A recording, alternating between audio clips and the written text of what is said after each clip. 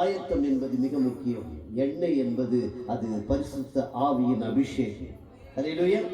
அது பரிசுத்த ஆவியின் அபிஷேகமாய் இருக்கிறது. ஒரு வசனத்தை உங்களுக்கு சொல்ல விரும்புகிறேன். எபேசியர் 5ஆம் அதிகாரம் 14ஆம் வசனம். ஆதலால் தூங்குகிற நீ விழித்து மரித்தோரை விட்டு எழுந்திரு, அப்பொழுது கிறிஸ்து உம்மை பிரகாசிப்பார் என்று சொல்லி இருக்கிறார். இதுல 7 விதமான நிலை நமக்கு இருக்கிறது. மனிதர்களாகிய விசுவாசிகளாகிய நமக்கு 7 நிலைகள். என்ன அந்த 7 நிலைகள்? நீங்க அந்த ஒரே வசனத்துக்குள்ள இந்த வார்த்தையெல்லாம் இருக்கும்.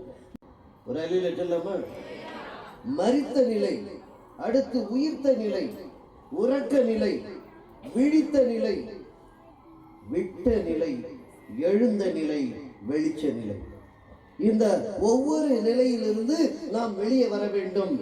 அந்த ஒவ்வொரு நிலையையும் நாம் தாண்டி வரும்போது ஆயத்தமுள்ளவர்களாக இருக்கிறோம், விழித்துக் கொண்டவர்களாக இருக்கிறோம். நாம் உறங்குவதற்கு காரணம் என்ன? எண்ணெய் குறைவதற்கு காரணம் என்ன என்றால் அதற்கு காரணம் பாவம். நம்ம பாவம் இல்லைன்னு நினைச்சுக்கிறோம். பாவம்னா வெறும் 10 கட்டளைகள் இருக்கு, அது மட்டும் பாவம் நினைச்சிடாதீங்க. அது அல்ல. பாவம் அதற்கு தடையாய் இருக்கிறது. பாவத்தை கொடுக்கிறவன் யார்? பாவத்தில் உன்னை அழைக்கிறவன் யார்? பாவத்தை தூண்டுகிறவன் யார்? பாவத்திற்குள்ளாக உன்னை அழைத்து செல்லுகிறவன், தள்ளி செல்லுகிறவன் யார்? அவனிடம் நாம் எவ்விதமாக இருக்க வேண்டும்? அதற்கும் தேவை ஆயத்தம். ஹல்லேலூயா. எண்ணெய் இல்லாமல் போவதற்கு காரணம் அவன்தான். ஹல்லேலூயா. ஆயத்தம் ஆகாமல் இருப்பதற்கு காரணமும் அவன்தான். எண்ணெயை நாம் அவரிடம் பெற முடியாது. கர்த்தர் தான் அதை நமக்கு கொடுக்க வேண்டும். எண்ணெயை பெற்றுக்கொள்ளுகிறார், அவரிடத்திலே பெற்றுக்கொண்டு அவருக்காக நாம் ஒளியேற்ற முடியாமல் இருந்தால் அது யாருடைய தவறு? நம்முடைய தவறு. அவர் கொடுத்த எண்ணெய், நீ ஒன்றும் புதுசா போய் பண்ண தேவையில்லை. அவர் உனக்கு கொடுத்ததை நீ காத்து கொள்ளாமல் விட்டு விட்டாய் என்று அர்த்தம். நீ அலட்சியப்படுத்தி விட்டாய் என்று அர்த்தம். ஏனென்றால் அந்த பாவமானது எவ்விதமாய் வருகிறது என்பதை நாம் அறிந்தவர்களாக இருக்க வேண்டும். ஏனென்றால் இந்த 2 விஷயம் இருக்கு இல்லையா? ஆத்துமா, சரீரம். சரீரத்தின் இச்சையிலே ஆத்துமா பாவம் செய்கிறது. கண்ணு தெரியாதவனும் நடக்க முடியாத 2 பேரும் சேர்ந்து மாம்பழம் திருடுறதுக்கு போனாங்க. கண்ணு தெரியாதவன் சொன்னா, மாம்பழம் எங்க இருக்குதுன்னு எனக்கு தெரியல. நடக்க முடியாதவன் என்ன சொன்னா, நீ கவலைப்படாத, உன்னால நடக்க முடியும், என்னால பார்க்க முடியும். இவன் தோல் மேல எண்ணெய் ஏத்திக்க, அங்க போனா நான் பறிச்சு கொடுத்துறேன். 2 பேரும் மாம்பழத்தை பறிச்சிடலாம். பார்த்தீங்களா? சரீர இச்சையின் துணையோடு ஆத்மா பாவம் செய்யும். சரீர இச்சையின் துணையோடு ஆத்மா பாவம் செய்யும். அது இடம் கொடுக்காமல் பழம் பறிக்க முடியாது. முதல் பழம் அப்படித்தான் பறிக்கப்பட்டது. முதல் கனியை பறிக்கும் போதும் அப்படிதான் இருந்தது. ஏனென்றால் அது கவர்ச்சியாய் இருப்பதாக அங்கே வேதத்தில் சொல்லப்படுகிறது. ஆண்டவரே அதை பார்க்கும் போது அப்படி இருந்திருக்காது படைக்கும் போது. ஆனா அவன் காட்டினா பாருங்க, அதுலதான் அவன் பிளாட்டா இருந்தான். ஏன்னா அது அப்படி கவர்ச்சியா இருந்தா. நீங்க டிவிலே பாருங்க, நம்ம ஆப்பிள் வாங்கணும், அந்த ஆப்பிள் மாதிரியே இருக்காது டிவியில காட்டுறாங்க. நம்ம பால் காய்ச்சல் ஸ்லோ மோஷன்ல வருது, பால் அப்படியே பொங்கி அப்படி விழுது, அது மாதிரியே வருது. நம்மளை வாங்க வைக்கணுன்றதுக்காக அவன் எல்லா வித்தையும் காட்டுவான். அப்படிதான் முதல் ஏதேன் தோட்டத்தில் ஒரு ஆட் ஒன்று போட்டான், சூப்பர் ஆட். அதை பார்த்த உடனே அந்த அம்மா உடனே வாங்கிட்டாங்க, வாங்கி அதை சாப்பிட்டாங்க. கவர்ச்சியை உண்டாக்குகிறவன் அந்த இடத்துல அப்படிதான் வந்து முதல் ஒரு அம்மா என்ன பண்ணாங்க, நியூ இயருக்கு புடவை எடுக்கணும்னு போனாங்க. 6500 ரூபாய்க்கு ஒரு சுடிதார் ரொம்ப நல்லா இருக்குன்னு வாங்கிட்டாங்க. வீட்டுக்கு வந்த உடனே ஹஸ்பண்ட் கிட்ட சொன்னதும் பயங்கரமா காய்ச்சி முடிச்சு கத்துறாரு. எப்படி நீ இவ்வளோ 6500 ரூபாய்க்கு வாங்குவ? எங்க இருக்குது காசு? ஆச்சு முடிச்சு கத்துற. நான் என்னங்க பண்றது? நான் அங்கே போய் கண்ணாடி முன்னால் நிற்கிறேன். ஒரு குரல் வந்து பின்னால சொல்லிச்சு, இந்த சுடிதாரில் நீ ரொம்ப அழகா இருக்க. ஏய், அது உன் குரல் இல்லடி, அது சாத்தான் குரல். நீ உடனே என்ன சொல்லிருக்கணும், பின்னால போ சாத்தான்னு சொல்லிடக்கூடாது. சொன்னேங்க, நீ பின்னால் இருந்து பார்த்தாலும் அழகா இருக்கேன்னு சொன்னான். அதெல்லாம் வாங்க பாவம் அது எவ்விதமாய் கர்ப்பம் தரிக்கிறது என்று வேதம் தெளிவாய் நமக்கு சொல்லுகிறது. ஆயத்தத்தை தடுக்கிறவன் அவன்.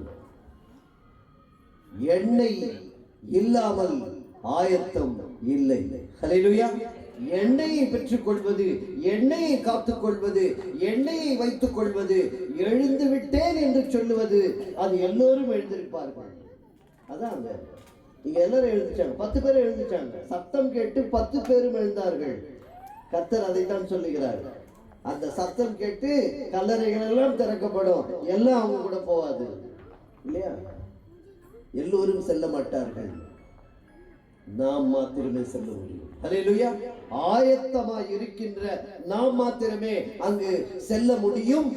அதை நாம் அறிந்தவர்களாக இருக்க வேண்டும். கதவு அடைக்கப்படும். அது மாத்திரமல்ல, எண்ணெயை பங்கு பெற முடியாது. அது ஷேரிங் கிடையாது. You cannot share. You can share the gospel. நற்செய்தியை நீங்கள் பங்கு பெறலாம். நம்ம ஷேர் பண்ணலாம். ஒருத்தர்கிட்ட போயிட்டு குட் நியூஸை ஷேர் பண்ணலாம். ஹோலி ஸ்பிரிட்டை ஷேர் பண்ண முடியாது. You cannot share. அது முழுமையாக பெற்றுக்கொள்வது. நான் கொஞ்சம் பரிசாவியானவர் இன்னைக்கு கொடுத்தாங்க சர்ச்சில், நீங்க கொஞ்சம் வச்சுக்க, கொடுக்க முடியுமா? அப்படி இல்லை. அது அப்படி அல்ல. கொடுப்பது அல்ல, பங்கு போடுவது அல்ல. ஆனால் அவங்க தெளிவாக சொல்லிட்டாங்க, நோ சான்ஸ். உனக்கு கொடுத்தா எனக்கு போயிடும். இது எனக்காக பெற்றுக்கொண்டது, அவரை எதிர்நோக்கி செல்லுகிறேன் என்று சொல்லி நீங்க போய் வாங்கிக்கீங்க. போய் வாங்குகிற நேரம் கதவடைக்கப்படும். கதவடைப்புக்கு முன்பாக காத்திருக்கிறவர்களாய் நாம் இங்கே இருக்கிறோம். நாம் அதற்கு தயாராக இருக்கிறோமா என்பதுதான் மிக முக்கியம். பல சமயத்துல நம்ம என்ன பண்ணிடுறோம்? பழைய கதையிலே போயிடுறோம்.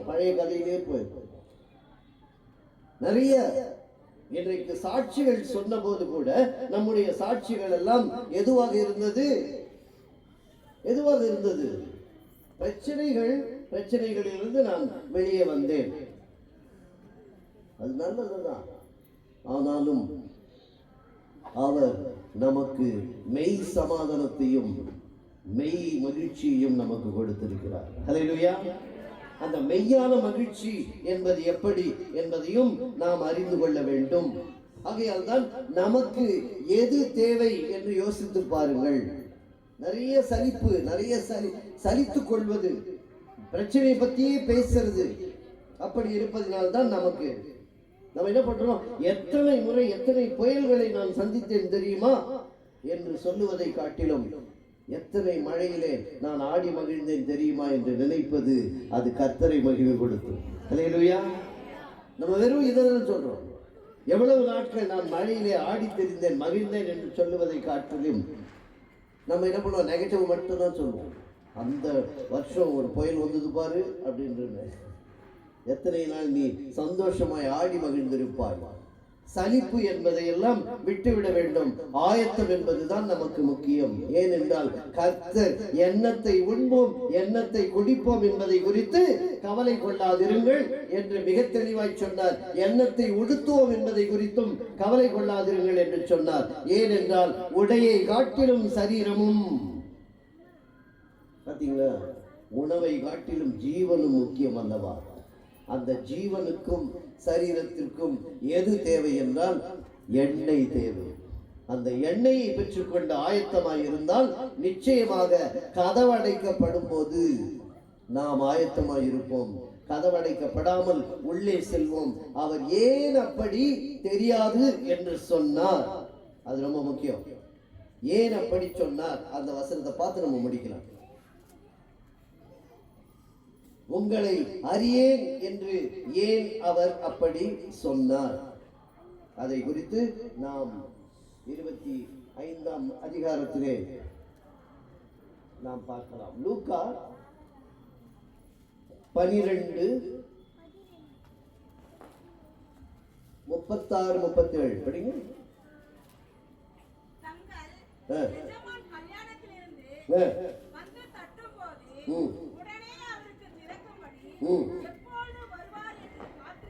காத்திருக்கிற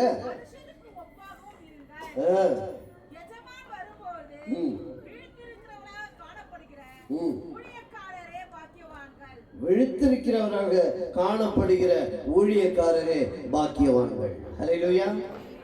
ஆயத்தமாய் இருந்தால் நம்முடைய விழிப்பு சரிதானதாக இருக்கும். மத்தேயு 7:21.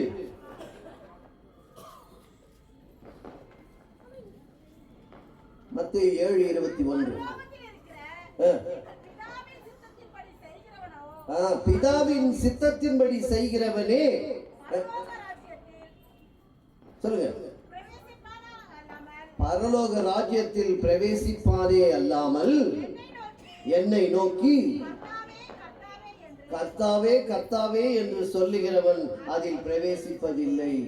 தெளிவா சொல்லிட்டாரு. இங்க என்ன பண்ணாங்க? ஆண்டவரே ஆண்டவரே கதவை தருங்க, உங்களை நான் அறியேன். ரெஃபரன்ஸ் தெளிவா இருக்கு. நம்மை அறியேன் என்று சொல்லாதபடிக்கு ஆயத்தத்தோடு இருப்போம். நல்ல மகிழ்ச்சியாய் கொண்டாடலாம். புதிய ஆண்டை கொடுத்ததற்காக நம்மை நன்மையினால் இன்றைக்கு முடிசூட்டினார் என்பதை நாம் அறிந்தவர்களாக கொண்டாடலாம். இன்னும் ஒரு ஆண்டை கொடுத்தாரே என்று நன்றி பாராட்டி கொண்டாடலாம். நாம் ஜெபத்தின் முடிவிலே ஒவ்வொரு நாளும் சொல்லுகிறோமே, என் ஆத்துமாவே கர்த்தரை ஸ்தோத்தரி, என் முழு உள்ளமே என் ஆத்துமாவே அவர் செய்த சகல உபகாரங்களையும் மறவாது. 2024 அவர் செய்த சகல உபகாரங்களையும் மறவாதே. அதை மறக்காத. முதல்ல புதுசா லிஸ்ட் கொண்டு வந்திருக்கியே, அது ஓரமா வை. இதுக்கு முன்னால ஆன்சர் பண்ணார் பார், அது எல்லாவற்றிற்கும் நீ முதலில் நன்றி செலுத்து. அந்த நன்றிகை செலுத்துவதற்குத்தான் நாம் கூடியிருக்கிறோம். அது மாத்திரமல்ல, நம் பாத்திரத்தை நிரப்பிக் கொள்ள வந்திருக்கிறோம். ஹல்லேலூயா.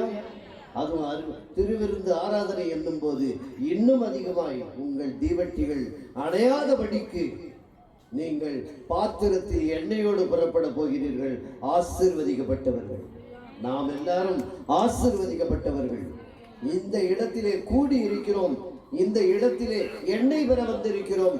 இந்த வருடத்திற்கு ஆயத்தமாக வந்திருக்கிறோம்.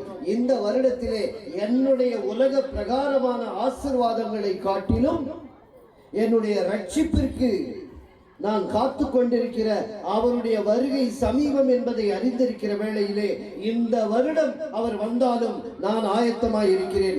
எனக்கு கதவு அடைக்கப்படாது என்பதை சொல்லி திரும்ப வந்திருக்கிறோம். கர்த்தர் தாமே இந்த வார்த்தைகளை ஆசீர்வதிப்பாராக. ஆமென். Thank you so much. God bless you all.